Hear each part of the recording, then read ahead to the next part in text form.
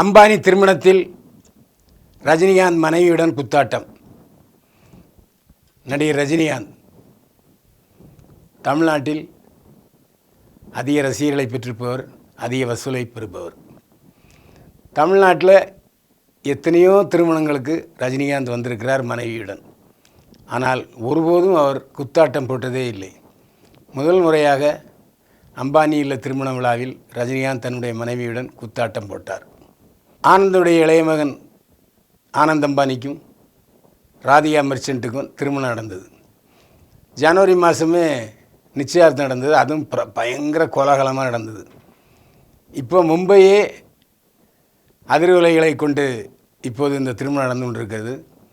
அம்பானியில் திருமண விழாவுக்கு ரஜினிகாந்த், அவருடைய மனைவி லதா, மகள் சௌந்தர்யா, அவருடைய கணவர் வணங்காமுடி, மகன் வீர் ஆகியோர் வந்திருந்தார்கள்.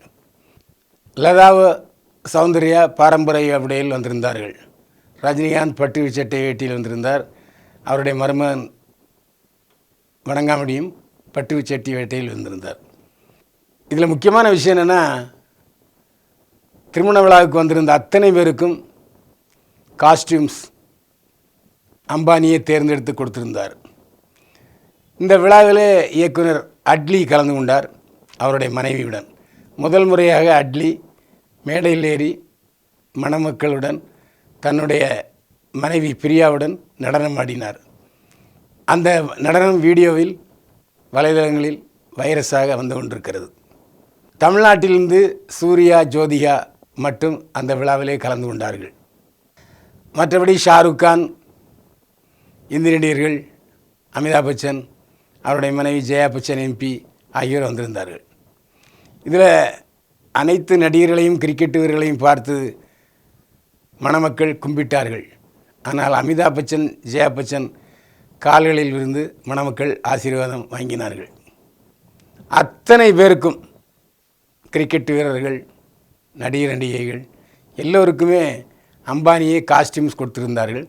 இதில் முக்கியமாக நடிகைகளுக்கெல்லாம் பிராவும் பாவாடையும் மட்டும் தகதகத என்று ஜொலித்தார்கள். உடையில் படுகவர்ச்சியாக இருந்தார்கள் நடிகைகள். ஏன்னா பார்ப்பவர்களுக்கு கண்களுக்கு குளிர்ச்சியாக இருந்தது. ஒரு நாளைக்கு 3 கோடி ரூபாய் வீதம் திருமணத்துக்கு செலவு செய்திருக்கிறார் அனில் அம்பானி. அது மட்டுமல்ல, மும்பையில் கலந்து கொண்ட அத்தனை நடிகர்களுக்கும் விமானத்தில் தன்னுடைய சொந்த செலவில் டிக்கெட் போட்டு கொடுத்திருந்தார் அம்பானி.